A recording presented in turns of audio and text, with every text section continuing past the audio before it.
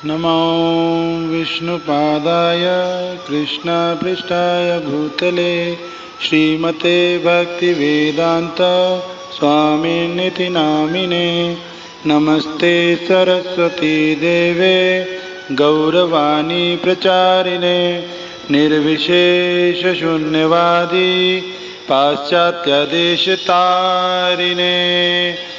गुरुर्ब्रह्मा गुरुर्विष्णु गुरुर्देवो महेश्वरा गुरुर्साक्षात् परब्रह्म तस्मै श्री गुरुवे नमः। ओम अज्ञानतिमिरन्धस्य ज्ञानाञ्जनशलाकया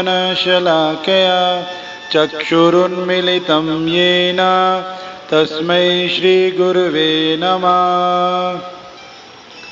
हे कृष्ण करुणा सिंधु दीनबंधु जगत्पते गोपेश गोपिका कांत श्री राधा कांत नमस्तुते।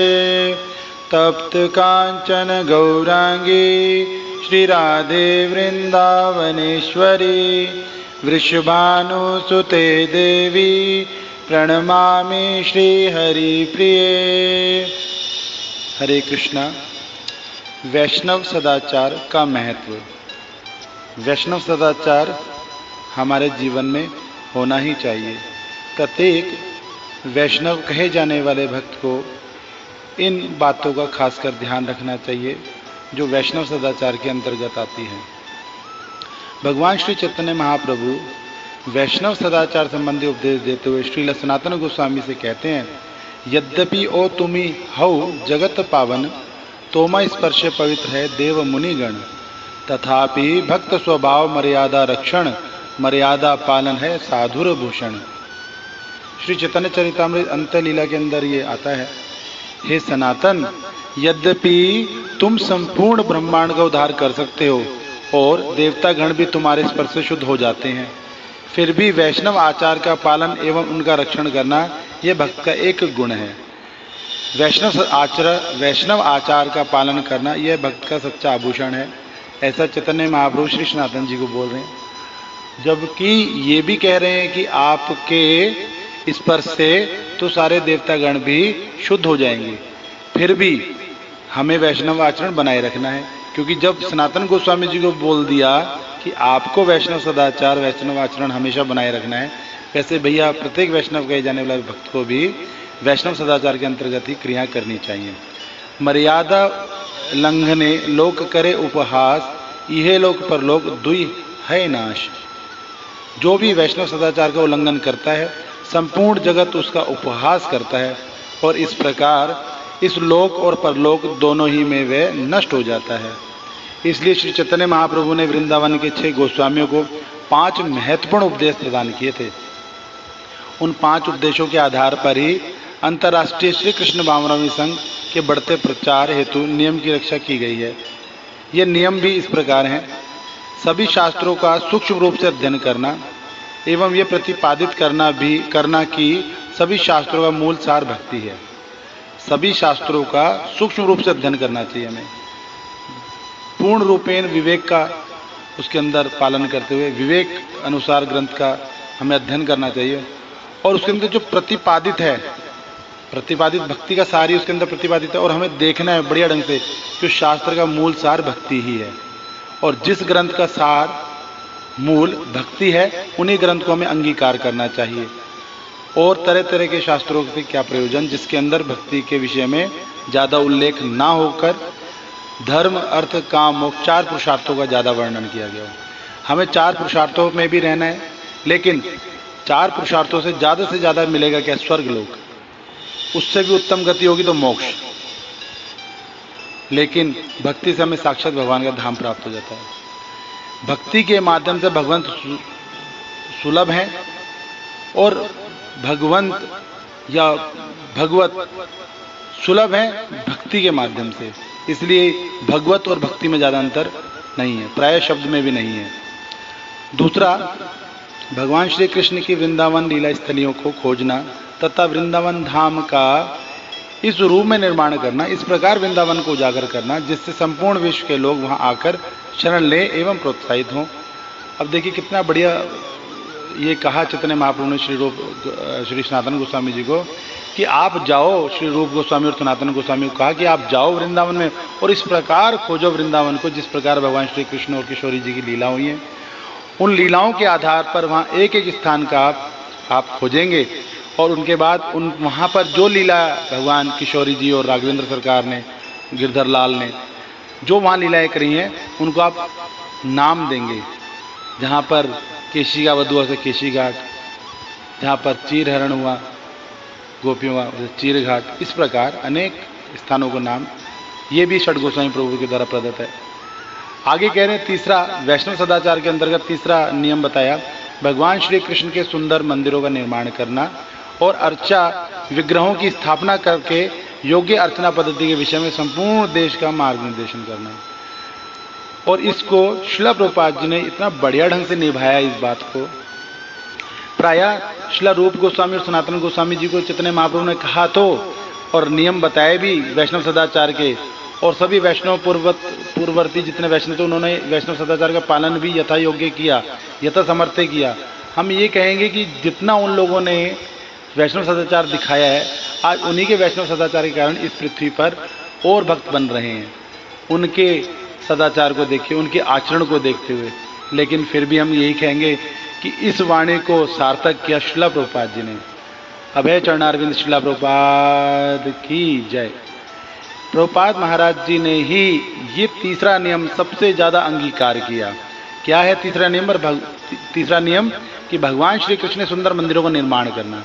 तो देखिए श्रील प्रभुपाद जी ने जगह जगह श्री कृष्ण भगवान के सुंदर सुंदर बड़े से बड़े दिव्य अलौकिक मंदिरों का निर्माण किया है और अर्चा विग्रह की स्थापना करके योग्य अर्चना पद्धति के विषय में संपूर्ण देश को मार्गनिर्देशन करना। और अर्चा विग्रह की स्थापना, जितने सुंदर मंदिर हैं उससे कई हजारों गुना सुंदर वहाँ पे ठाकुर जी विराजमान हुए। और हम कहेंगे ठाकुर जी सुंदर वहाँ किशोरी जी विराजमान हुई। और हम कहेंगे इन दोनों से भी सुंदर हमारे श्रील प्रभुपाद जी जो सामने बैठ के हर मंदिर में ठाकुर जी को निहारते रहते हैं, किशोरी जी को निहारते रहते हैं, वो और सुंदर लगते हैं देखने में। तो वैष्णव है ना, भक्त है ना, हम लोगों को तारने के लिए वो सामने बैठे रहते हैं। इसलिए पहले प्रभुपाद जी को प्रणाम, फिर हम करते हैं अपने इष्ट को प्रणाम। और इसके बाद सुंदर विग्रह तो उन्होंने दिए ही, श्रील प्रभुपाद जी की कृपा से हमें प्राप्त हुए। आज हम दर्शन करके कृतार्थ हो रहे हैं। लेकिन अर्चना पद्धति के विषय में संपूर्ण देश का मार्गनिर्देशन भी किया। आज प्रत्येक वैष्णव भक्त जो इस्कॉन अंतर्राष्ट्रीय श्री कृष्ण भावनामृत संघ से जुड़े हुए भक्त हैं, वे आज हर भक्त मंदिर भी जाते हैं, लेकिन अपने घर में भी एक सुंदर सा एक छोटा सा मंदिर का निर्माण कर लेते हैं और वहाँ सुंदर से ठाकुर विराजमान कराते हैं। कोई गोपाल जी की सेवा करता है घर में, कोई गौरनीताई की, और कोई जगन्नाथ सुभद्रा बलदेव की, और कोई कोई तो भक्ति मार्ग पर इतने विशिष्ट हैं, इतना आगे हैं कि अपने घर में श्री किशोरी जी और गिरधर लाल भी ले आते हैं। कुछ लोग राघवेंद्र सरकार और श्री किशोरी जी की सेवा करते हैं घर में। लेकिन ये जो अर्चना पद्धति है, ये प्रभुपाद जी ने ही हम लोगों को श्री नारद पांचरात्र के अनुसार सिखाई और ऐसा मार्ग निर्देशन किया कि आज हर घर के अंदर वैष्णव के सेवा भगवान की जा रही है। चौथा नियम बोला, अपने स्वयं के आचरण से सिखाना कि वैष्णव कैसा होता है। देखिए भैया, स्वयं का आचरण यदि अच्छा है तो ही सामने वाले पर प्रभाव पड़ता है। अगर अपना आचरण दूषित है, गलत कर्म, निंदित कर्म, गृहित कर्म में लगे हुए हैं, तो सामने वाले पर प्रभाव कभी नहीं पड़ेगा। और प्रभुपाद जी ने अपने आचरण से सिखाया। और आज देखो हिप्पीज लोग, जो पाश्चात्य जगत के लोग इतने गलत कर्म करते थे, प्रभुपाद जी के शुद्ध आचरण को देखकर वह सभी के सब भक्त बन गए। आगे कह रहे हैं, तथा वैष्णव के शिष्टाचार के उदाहरण को प्रस्तुत करना, कि वैष्णवों के जो शिष्टाचार है उनको भी प्रस्तुत करना। कैसे प्रस्तुत करना? कहकर नहीं, आचरण से प्रस्तुत करना। श्री चैतन्य महाप्रभु के अनुसार ये अत्यंत महत्वपूर्ण सिद्धांत है। केवल शास्त्रों में निपुण होना इतना महत्वपूर्ण नहीं है जितना वरिष्ठ भक्त, कनिष्ठ भक्त, भगवान और बद्ध जीवों के साथ योग्य व्यवहार की जानकारी होना। कि भक्त के साथ कैसा व्यवहार करना है, एक छोटे भक्त के साथ, एक नवशिक्षित भक्त के साथ, एक कनिष्ठ भक्त के साथ, भगवान के साथ, भगवान के श्री विग्रह के साथ, और जो बद्ध जीव हैं, जो बेचारे तरह तरह के क्लेशों से आक्रांत हैं, उनके साथ भी एक अच्छा व्यवहार करना ही ये सदाचार है। पांचवा, अपनी रचनाओं एवं उदाहरण से यह दिखाना कि एक वैरागी का जीवन कैसा होना चाहिए। भैया, विरक्त जीवन भी श्रील प्रभुपाद जी ने बहुभांति दिखाया। सब कुछ होते हुए भी प्रभुपाद जी कभी भी धन का उपयोग उन्होंने अपने लिए नहीं किया। हमेशा मंदिर बनाए, भक्तों की सेवा में, प्रचार में, भगवत दर्शन छपवाने में, लोगों तक पहुंचाने में, जगह जगह पे खिचड़ी प्रसाद बंटवाने में, सारा धन उन्होंने अपने में न लगा के सारा का सारा प्रचार में लगा दिया। इसे कहते हैं एक सच्चा वैरागी। धन इतना आया कि गिन नहीं सकते थे, लेकिन रखा क्या, 1 रुपया भी नहीं। कृष्ण भावना का सार भी वैष्णव आचरण ही है। अगर आप कृष्ण भावना भावित हैं और वैष्णव आचरण नहीं है तो आप कृष्ण भावना भावित वास्तव में नहीं हैं। और यदि वैष्णव आचरण आपके अंदर है और भगवान श्री कृष्ण की सेवा कर रहे हैं तो ही वास्तव में कृष्ण भावनामृत के अंदर आपको रहने का अधिकार है। भक्तों का जीवन, सादा जीवन उच्च विचार के तत्व पर आधारित होना चाहिए। बिल्कुल सादा जीवन जिए, उच्च विचार का अभिप्राय केवल इतना है कि जारे देखो तारे को कृष्ण उपदेश, आमो राग गुरु होना तारो ये देश। जहाँ जाओ भगवान श्री कृष्ण के मधुर नामों का कीर्तन प्रचार करो। हर किसी के मुख से कहो कि भैया थोड़ा नाम लो ना, भगवान का नाम बोलो ना, हरे कृष्णा बोलो, हरे कृष्णा बोलो, हरे कृष्णा बोलो। ऐसे करके उन लोगों को जबरदस्ती उनके मुख से नाम निकलवाने से उनका भी उद्धार हो जाएगा। भक्तों का जीवन कैसा हो इसके बारे में अनेक नियम एवं तत्व हैं, परंतु उन सब का उद्देश्य यह है कि वे सभी एक मूलभूत नियम, निरंतर भगवान श्री कृष्ण स्मरण और कभी भी उनका विस्मरण ना होना की पूर्ति हेतु सहायक होने चाहिए। यह नियम सर्वोच्च है तथा सभी नियम इसके अधीन है। भैया सत्य वचन है कि हर समय always remember Krishna, never forget Krishna. भगवान श्री कृष्ण को यदि आप भूल गए तो वैष्णव आचरण भी किसी काम का नहीं। और यदि भगवान श्री कृष्ण को आप याद रखेंगे तो स्वतः ही वैष्णव आचरण बनता रहेगा। क्योंकि एक भक्त हुआ व्यक्ति, भगवान श्री कृष्ण से प्रीति लगाया हुआ व्यक्ति, उसका आचरण कभी खराब नहीं होता। पूर्व जीवन के अंदर, पहले के जीवन में हो सकता है, लेकिन जब उसको भगवान से जब प्रीति लग जाती है, जब नेह सद जाता है, उसके बाद उसका आचरण बिल्कुल शुद्ध, डे बाय डे शुद्ध होता जाता है। और यही सर्वोच्च नियम है। कितनी सुंदर बात है। अंतःकरण में वैष्णव गुलाब की पंखुड़ी के समान कोमल होते हैं और साथ ही साथ वज्र के समान कठोर भी होते हैं। नियम पालन करने में तो भक्त कठोर होते हैं, वज्र के समान। धूप, जाड़ा, गर्मी, सर्दी, जो करना है सो करना है। 4 बजे मंगल आरती जाना है तो जाना है। भगवान के पट इतने बजे पुजारी देवता को खोलने हैं तो खोलने हैं।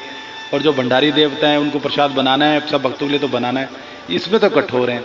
अंतःकरण से गुलाब की पंखुड़ियाँ कि किसी भक्त को कोई कष्ट हो जाए, किसी जीव मात्र को कोई कष्ट हो जाए, उनके सामने कोई पक्षी तड़प रहा हो, कोई पशु तड़प रहा हो, तुरंत उसकी सेवा में चले जाते हैं। इस कारण कहा जाता है कि अंतःकरण में वैष्णव गुलाब की पंखुड़ी के समान कोमल होते हैं और साथ ही साथ वज्र के समान कठोर अपने नियमों में होते हैं। वैष्णव अदोषदर्शी होते हैं। वे कभी किसी का दोष नहीं देखते, अर्थात वे कभी भी दूसरों के दोष को ना देखते हैं ना उससे लिप्त होते हैं। वैष्णव केवल दूसरों की स्तुति सुनते हैं, दोष नहीं। वो केवल दूसरे की प्रसन्नता तो सुनकर प्रसन्न होते हैं। उनका कुछ खुशी, उनका कुछ अच्छे गुणों को सुनकर तो अत्यंत प्रसन्न होते हैं। लेकिन यदि दोष कोई कहने लगे तो भैया वो दोष नहीं सुन सकते, वो उस जगह को छोड़ जाते हैं। और जब देखते हैं कोई भक्त ऐसा है जो बार बार भक्तों के अंदर दोष निकालता है तो उस भक्त का भी संग वो छोड़ देते हैं। सदाचार, सत्य आचरण के बिना कोई भी सफल नहीं हो सकता। सदाचार यानी कि सत्य आचरण। भैया सत्य भाषण होना चाहिए आपका और सत्य का आचरण होना चाहिए। सत्य, वास्तव सत्य का आचरण का अभिप्राय भी यही है कि जो भगवान श्री कृष्ण से पूर्ण रूपेण जुड़ गया है वही वास्तव में सत्य का आचरण कर रहा है। शिष्टाचार के बिना यदि किसी ने वेदों के सभी अंगों का अध्ययन भी क्यों ना किया हो फिर भी वह शुद्ध नहीं हो सकता। शिष्टाचार नहीं आया तो अनेक वेदों को पढ़ने पर भी वह व्यक्ति शुद्ध नहीं हो सकता। और शिष्टाचार आ जाए तो वेद पढ़े हो या ना पढ़े हो भैया शुद्ध तो हो ही गया व्यक्ति। कितनी सुंदर बात है ना। शिष्टाचार का पालन न करने वाला यदि सभी शास्त्रों पारंगत वैष्णव बनता है तो भी मृत्यु के समय उसका समस्त ज्ञान नष्ट हो जाता है।